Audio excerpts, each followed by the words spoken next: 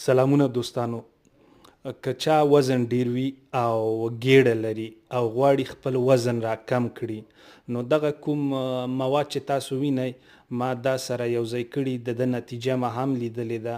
دا په یو میکسر کې سره ټول جوس په رقم ته میکس کړئ او پس د هغه نه هره ورځ زه په روزه کې خپله دنه یو ګیلاس هر پشلمی څکم او تغییرات مې لیدلي او 4 هفتو نه تر 8 هفتو پورې تاسو وزن کموالي کې تغییرات راځي. د 6 کیلو نه شروع تر 8 کیلو پورې وزن مو راکمیږي. یو دا او بل شرط دا دی ورسره تاسو به دغه خواږه او نشایسته خواړه نه خورئ.